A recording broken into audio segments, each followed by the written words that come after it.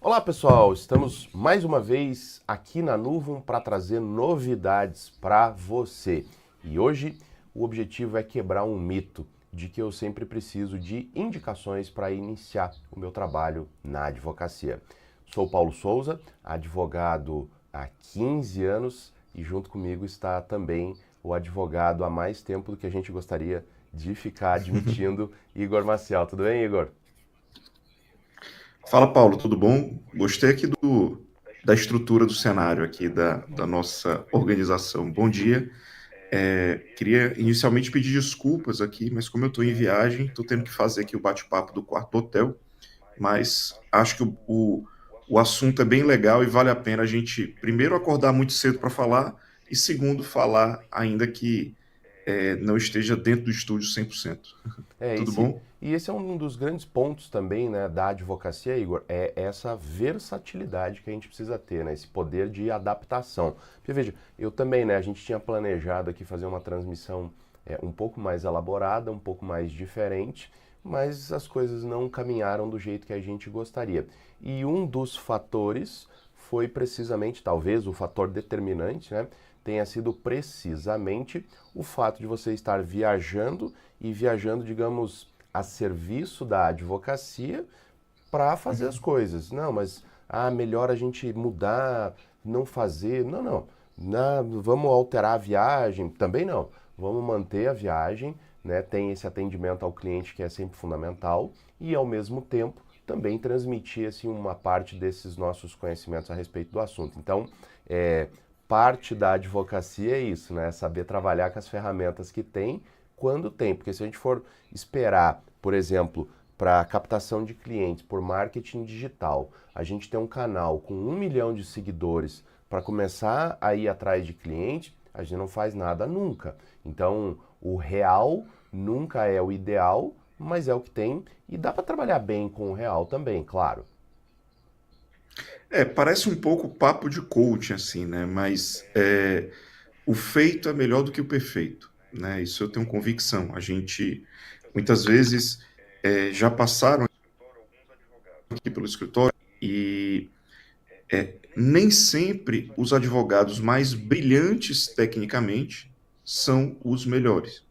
Na verdade, muitas vezes a gente vê que na advocacia é melhor aquela consistência, aquele trabalho diário, aquela entrega diária, aquele quase que ritual diário de fazer um pouquinho a cada dia, do que ser brilhante, fazer uma mega petição, mas eu levar uma semana para poder fazer, levar 2 semanas para poder fazer. Paulo, que vão exigir esse esse trabalho intenso, dedicado de estudos em um processo, uma petição. Mas, na imensa maioria das vezes, eu acho que a advocacia vai se fazer do que a gente está fazendo aqui hoje, que é, cara, não dá para cancelar a viagem, por mais que eu não queira, né, seja uma viagem que talvez, quando eu programei, estava tudo encaixadinho nos horários, mas agora, chegando em cima da hora, não está tão, né, tão confortável assim.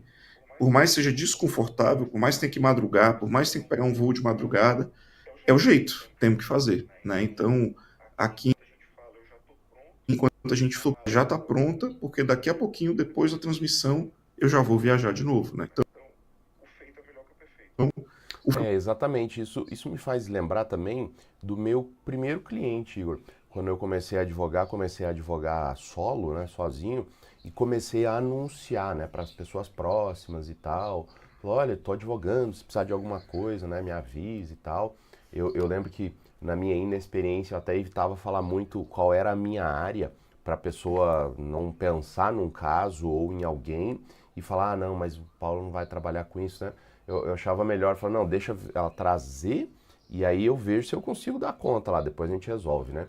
E de maneira surpreendente, não deu nem uma semana que eu tinha começado a espalhar a notícia a respeito da advocacia e um conhecido já entrou em contato, né? Um conhecido do meu pai. Bateram papo lá com o meu pai e tal, e tava lá junto com os amigos dele falando, né? Formou e tal, tô começando a advogar, qualquer coisa, né? Ah, tem um cartãozinho, o pessoal mais velho assim, né? Eu não tenho ainda, né? Eu já tomei nota ali, pô, tem que fazer um cartãozinho aqui para entregar para esse pessoal, né? Então veja, adaptando. Aí eu, não, beleza, beleza. Deu uma semana depois lá, esse conhecido falou, olha, é, tem uma pessoa aqui que eu conheço também, que veio falar comigo, eu não sei se você advoga nessa área, tem como atender? E eu não tinha pensado onde atender, eu não tinha pensado em cartão, eu não tinha pensado em absolutamente nada. Eu só tinha pensado em começar a falar. Nesse começar a falar, não, tem como atender sim. E eu me lembro disso, né? Ela falou, é uma pessoa muito humilde, não sei o quê. Aí ela sai do trabalho, trabalha no lugar X. Eu falo, não, o lugar X é perto do terminal de ônibus Y. Não, isso aí a gente dá um jeito, né? Eu falei, não, passa o contato da pessoa que eu resolvo. Mandei mensagem para a pessoa, tem como a gente conversar? Tem, quando é que você pode? Olha, hoje está meio corrido, que eu saio do serviço tal hora, e aí eu tenho que ir na casa do fã de tal lá, eu paro ali no terminal do Santa Cândida, em Curitiba. Quem é de Curitiba vai conhecer. Terminal do Santa Cândida, longe pra caramba de onde eu morava mais na parte centro-sul da cidade. O terminal Santa Cândida era na ponta norte da cidade, né? Mas não sei se vai dar tempo e tal, vai estar meio corridinho, mas a gente vê um pouco depois. Eu falei, não, faz o seguinte, eu passo lá no terminal, a gente conversa e vê o que que dá e tal. Já te peço algumas coisas pra gente agilizar. Tô vendo que você tá com um pouco de pressa. A pessoa não tava lá com tanta pressa estava eu, né? E fui eu, e eu sempre falo, né, de maneira peculiar, o meu primeiro atendimento como advogado foi num terminal de ônibus, né? Esperei no terminal de ônibus, era um terminal grande pra caramba, ainda é, né? Ele existe.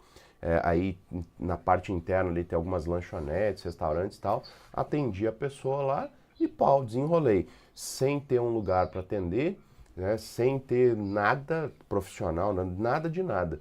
Então foi algo que exigiu essa adaptação e que foi algo que foi meio que uma indicação, mas não foi uma indicação, porque eu fui atrás, né? Eu tive de ir atrás naquela prospecção ativa que a gente chama da advocacia, que é de ir atrás do cliente. E eu acho que é aí que está um aspecto importante também da advocacia hoje, né, Igor? Que é diferente de 60 anos atrás, sei lá, 50 anos atrás, numa cidade média, em que eu abria uma porta, colocava a plaquinha e as pessoas naturalmente passavam na frente do meu escritório, viam, né, o popular, bota um banquinho lá na frente, fica sentado e aparecia o cliente. Isso hoje não acontece mais. Se eu fizer isso, eu muitíssimo provavelmente vou morrer de fome.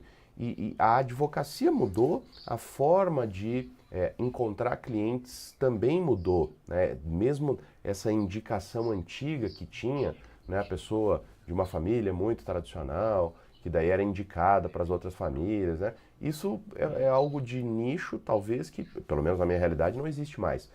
E mudou e a gente também tem que mudar. Eu acho que você falou dois pontos aí muito importantes. O primeiro é o que que eu posso atender, o que que eu estou disposto a atender. Então, se chegar um cliente aqui no escritório previdenciário, Paulo, será se a gente vai atender? Provavelmente não, no sentido de que nós não temos expertise. Agora, será se a gente vai dispensar o cliente? Igualmente, provavelmente não. O ideal, na minha visão, é que a gente tenha uma rede de contatos, de certa forma, que a gente seja capaz de fazer tudo. Mas fazer tudo como? Cara, se for uma demanda previdenciária, provavelmente a gente vai ligar ali para a Bárbara, vai ligar, né, ali para o Marcos, enfim, para que vão executar com maestria, eu confio, ou seja, não é para qualquer pessoa que a gente está passando, e eventualmente a gente vai fazer ali uma parceria que eu receba um pedaço desse dinheiro pela indicação. Concorda? Então, acho que o primeiro aspecto é o aspecto de o que que eu posso fazer, né? Igualmente, o segundo aspecto do que você falou me parece até o que que eu vou me portar como eu faço, né? Não sei se ficou claro isso, mas confesso que eu não gosto da ideia que você adotou no começo, né? De que eu faço qualquer coisa. Eu prefiro que você age em um determinado assunto.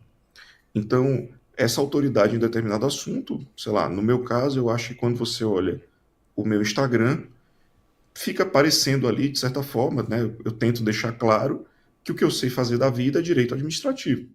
Ora, significa dizer que eu só farei direito administrativo? Provavelmente. Muita gente pelo direito de contratos conosco do direito tributário, do direito empresarial, que são demandas que a gente domina. Então, assim, eu concordo com você, eu acho que a gente está diante de um novo momento.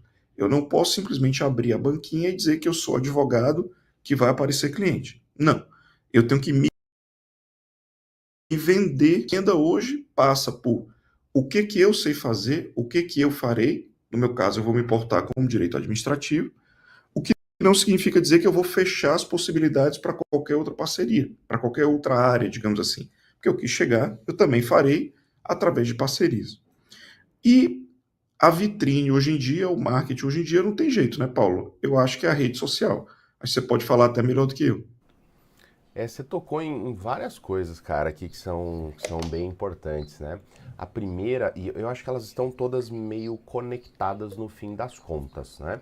Que é saber até onde aguenta, em bom português, né?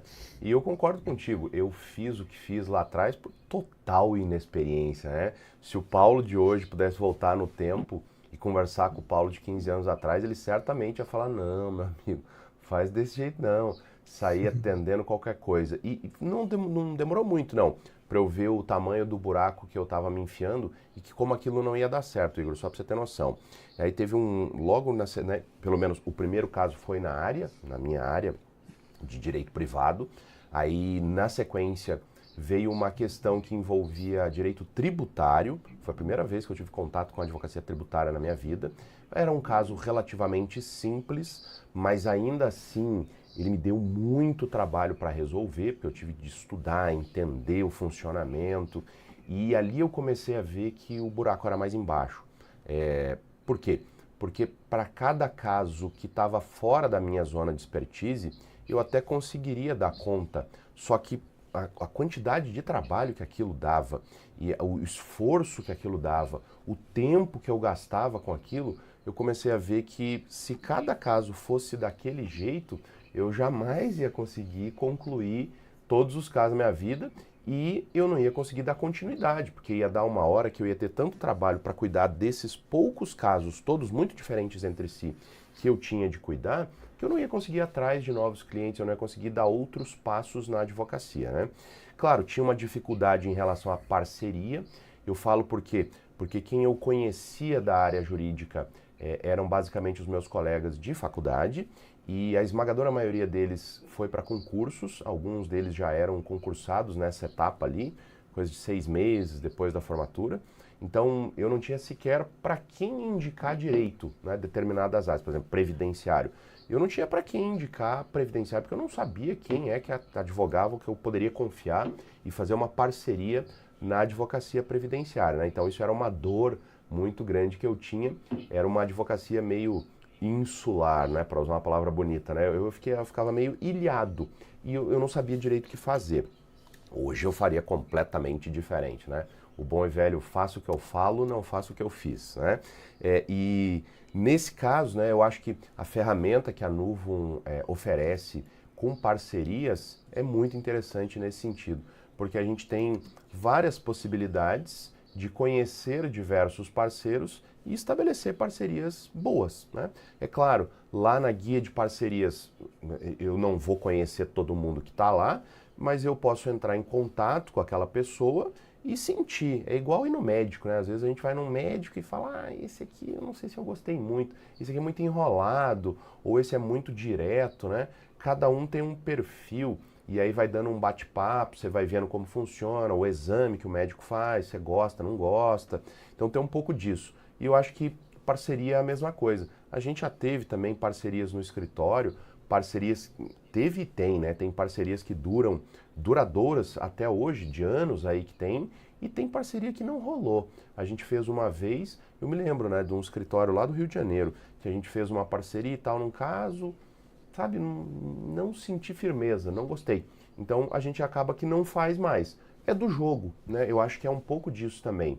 Então essas parcerias são muito úteis e eu hoje, Paulo, se tivesse, por exemplo, acesso ao canal da Nuvum, eu teria bem menos dificuldade. Nesse caso tributário mesmo que chegou, eu já não teria feito ele. A hora que eu tivesse começado a estudar um pouco mais, eu ia ali buscar um parceiro na área tributária e falar, ó, cara, sou advogado aqui em Curitiba, na área privada, especialmente civil, e tô com esse caso tributário aqui, eu não sei como é que é a tua atuação e tal, vamos bater um papo?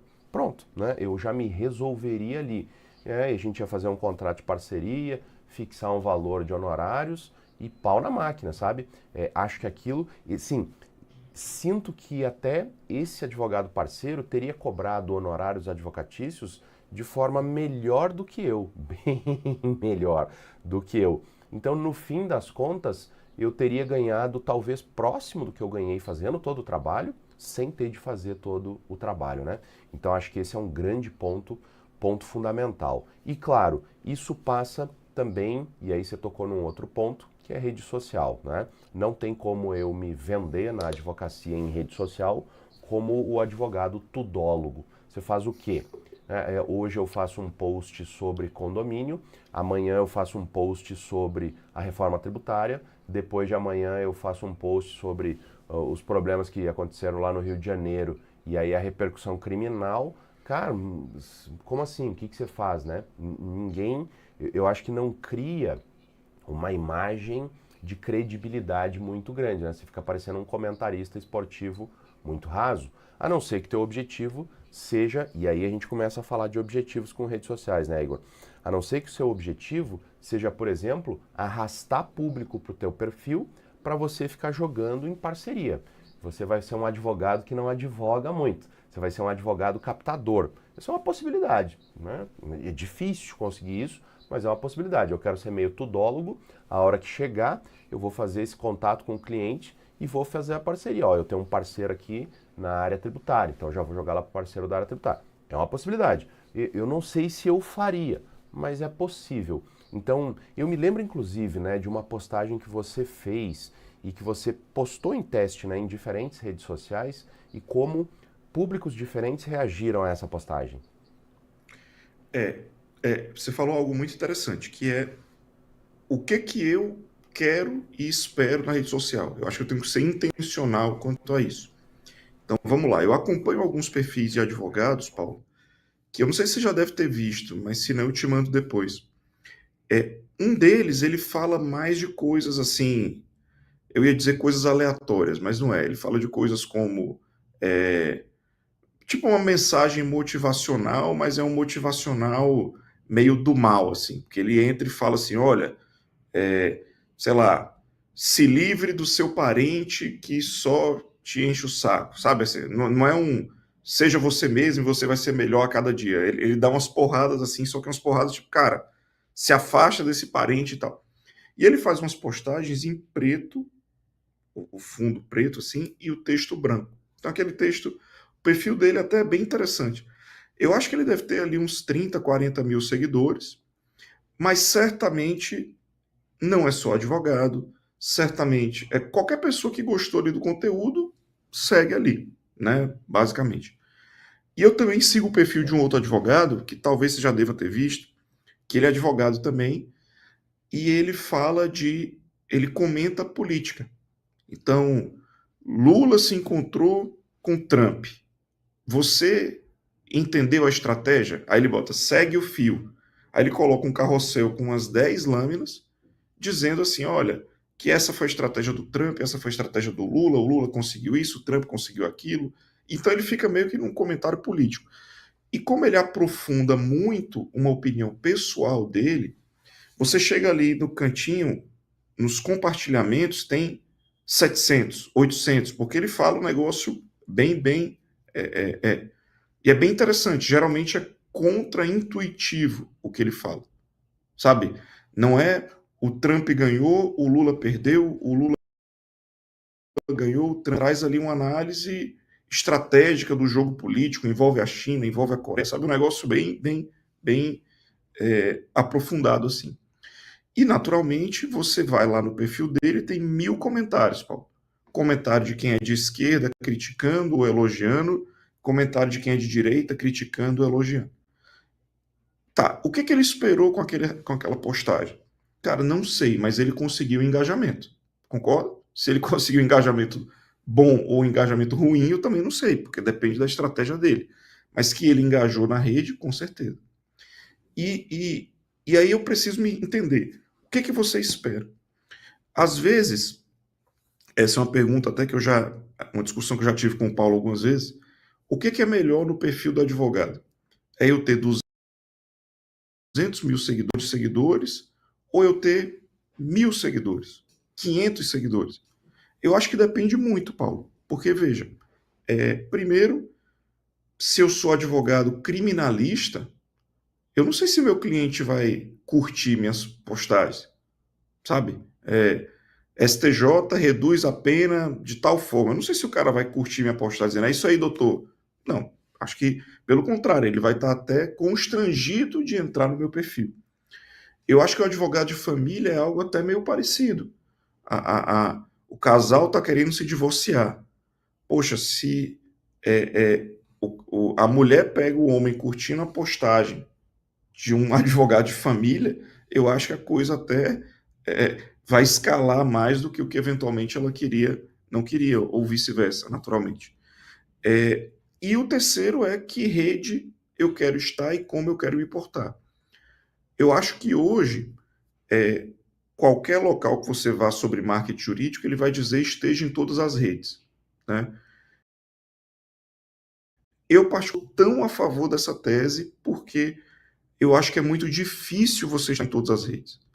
Então, assim, eu acho que você tem que ser intencional nas redes, você tem que ter uma programação de conteúdo para a rede, você tem que estar ali. E eu tenho um exemplo muito bom, que é um vídeo que eu fiz igual, Paulo, sobre o preso que ficou. Um vídeo que viralizou aí, que o cara ficou não sei quanto tempo preso, e era um vídeo dele no tribunal, o juiz absolvendo ele, mesmo depois que ele ficou não sei quanto tempo preso. E aí aparece o cara abraçando o advogado, o colega advogado, comemorando ali, os dois comemorando dentro do fórum. E aí eu fiz um comentário desse vídeo. E o meu comentário foi: no direito administrativo, existe responsabilidade civil do Estado ou não? Então, fiz ali um comentário. Claro, se você é um advogado penalista, acho que valeria um comentário também do ponto de vista do direito penal. Se você é um advogado civilista, talvez, Paulo, alguma coisa sobre os reflexos na família daquele determinado, né, ali. Se você é um advogado trabalhista, e se você fosse empregado, como é que funciona?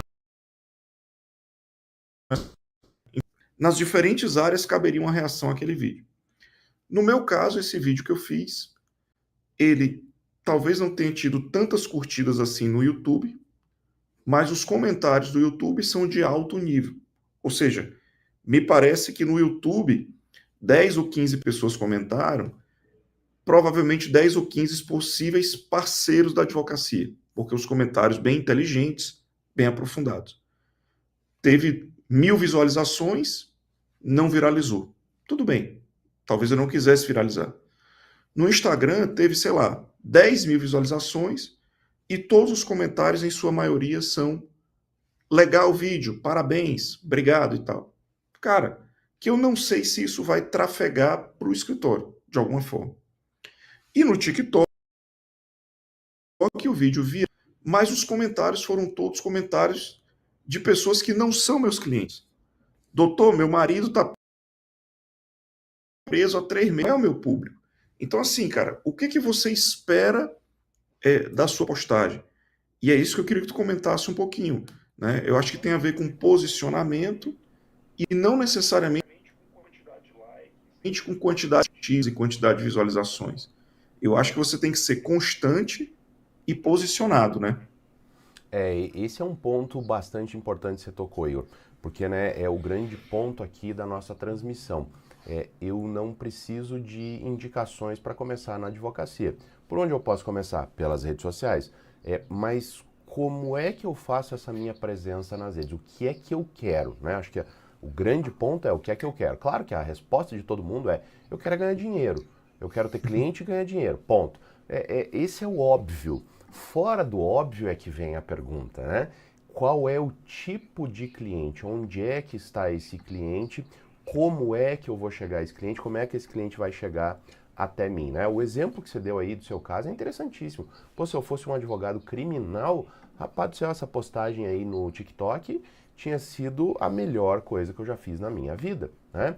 Se o meu objetivo era encontrar parceiros potenciais na minha advocacia, por alguma razão, a postagem da outra rede social era melhor. Se o meu objetivo era ter mais visibilidade e eu trazer mais gente para o meu perfil, independentemente muito daquilo se converter em um cliente agora, mas ficar aquelas pessoas orbitando ali na minha rede de contato para postagens futuras, a outra rede social ia ter funcionado, o Instagram, né? Então, cada rede teve um fim diferente, né? Mesmo que você não tenha pretendido, mas você alcançou um fim diferente. Esse é o grande ponto que eu acho que está aqui. E eu também dou um exemplo de uma postagem minha. Essa foi a única postagem que, assim, viralizou no sentido do termo mesmo, né? Eu bati na casa mais do 1 milhão de visualizações e mais do 1 milhar de comentários, né? Foi uma postagem que eu fiz que foi, assim, totalmente destoante da minha média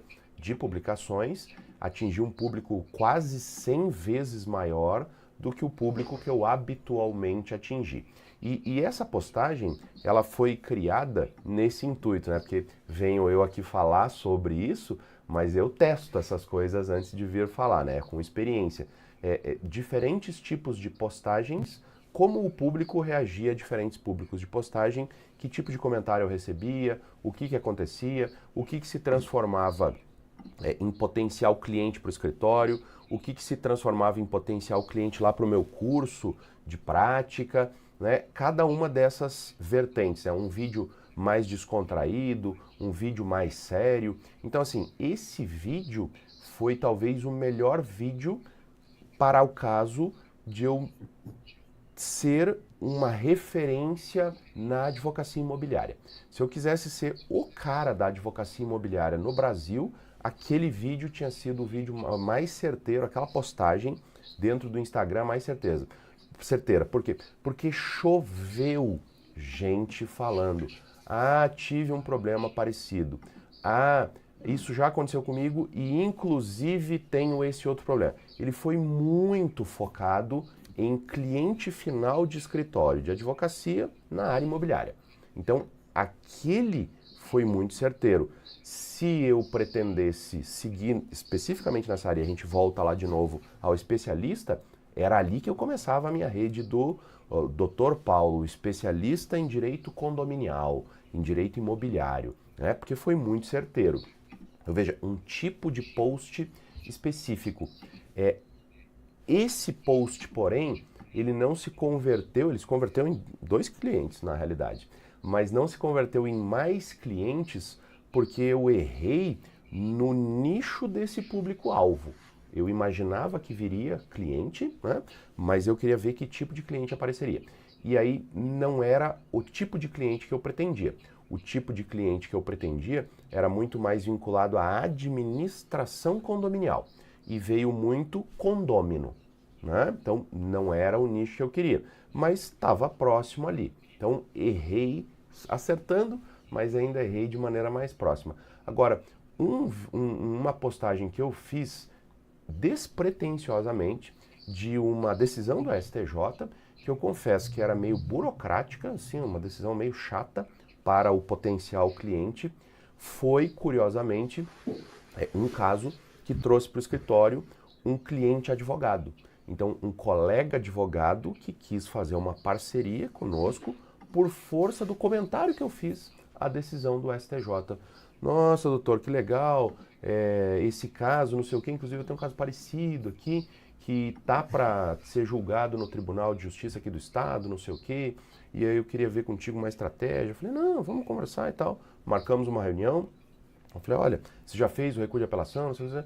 Ah, não, faz esse ajuste, assim, aqui a colar, qualquer coisa, a gente faz a sustentação aí no tribunal. Ah, tá, vou ver com o cliente. Acabou que não fizemos a sustentação.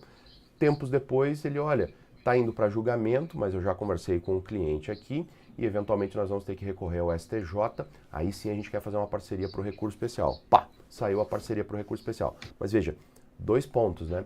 Primeiro, a postagem ela foi intencional no sentido de manter o meu público ali ciente a respeito daquele caso específico, ciente da minha atuação em tribunal superior, ciente de que eu tenho domínio sobre aquele assunto, né?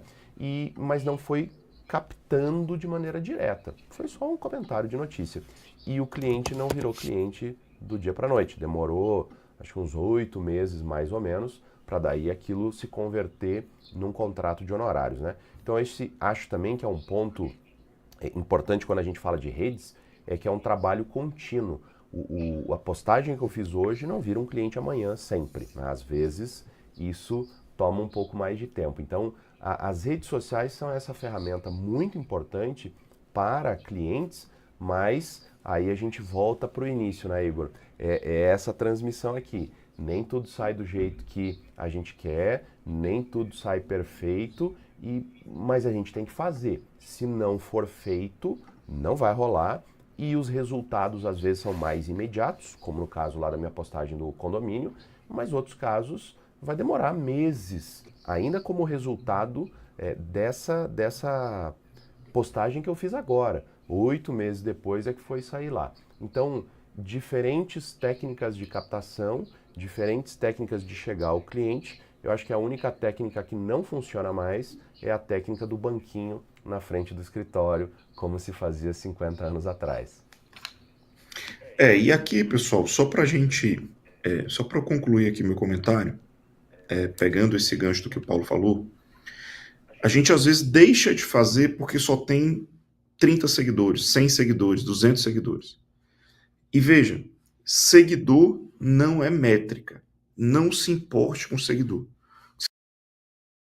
Você tem que se importar. Se eu, que sou um cliente, entrar no seu Instagram agora, o que eu vou ver?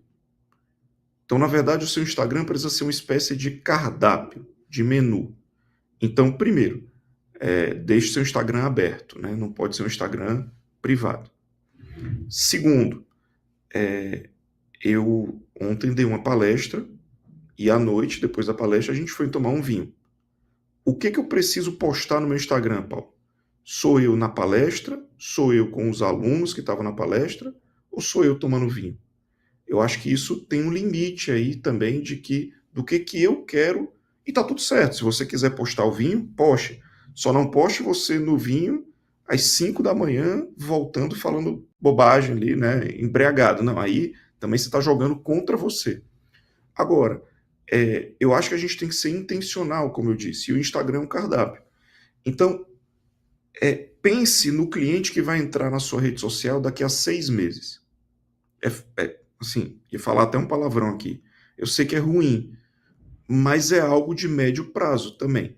Então eu tenho que pensar nesse cara de daqui a 6 meses, comentando um assunto. Amanhã eu vou fazer uma foto, depois eu vou eu num congresso, eventualmente. Depois eu vou fazer um vídeo comentando uma determinada decisão. Para que daqui a 3 meses na minha rede, quando ele for rolando o feed para baixo, ele veja que eu tenho conteúdo de sobra ali. Né? Então, eu nunca conseguirei chegar a 500 seguidores se eu não tiver 499, né, Paulo? Então, acho que é um passo de cada vez. E lembro, seguidor não é métrica. Porque, como eu disse, talvez, se você é um advogado da área de família, o teu cliente nem te siga. Talvez, se você é um advogado criminalista, o teu cliente não vai te seguir, não vai curtir e nem vai comentar. Mas se ele entrar no teu perfil, ele precisa ver que você é bom, né, Paulo? Exatamente, né? Foi até um ponto que eu deixei de lado ali, mas esse post do STJ que eu mencionei, que trouxe o cliente 8 meses depois, foi um post que foi bem minguadinho, assim. Eu vou te falar que da média dos meus posts, na época, ele foi baixo, bem abaixo da média. Então vamos dizer que a média, sei lá, vou citar um número aleatório, né? 100. Se a média de comentários era 100 comentários por post, aquele que viralizou, ele teve, sei lá, 10 mil. Foi um negócio absurdo.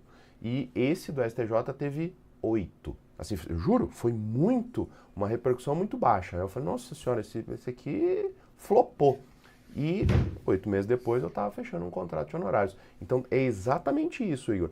Apesar da minha rede ser um pouco maior, o post em si foi um bom elemento, porque o público que eu atingi com aquele post foi muito pequeno e ainda assim deu um resultado, né? Então é muito melhor a gente...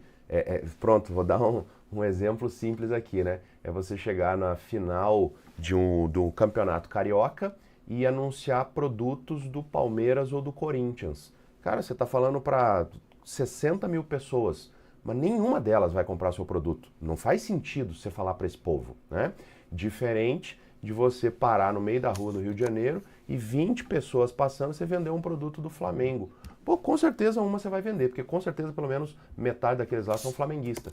Então veja, o tamanho da audiência não necessariamente vai influenciar no resultado. Por quê? Porque tem que ser uma audiência que está disposta a te ouvir, né? Senão, você está vendendo para ninguém. Você vai ofertar o seu serviço de advocacia lá para divórcio, não é uma boa ideia, né? Não espere que aquela pessoa esteja curtindo, comentando as suas postagens. Às vezes ela está até te ali acompanhando, vai lá, busca o seu nome e olha, mas não está te seguindo e não está comentando. Mas no momento que ela precisar, ela vai lembrar de você e vai entrar em contato, né? Então são coisas diferentes, as métricas também são diferentes. Então, Igor, acho que a gente conseguiu começar a quebrar esse mito, né, da indicação aí no início da advocacia. É sempre um tema difícil, né, de se falar quando se fala de cliente, né, um dos primeiros aspectos que a gente sempre chama atenção aqui, e por isso, em 2 elementos aqui eu quero encerrar a nossa transmissão,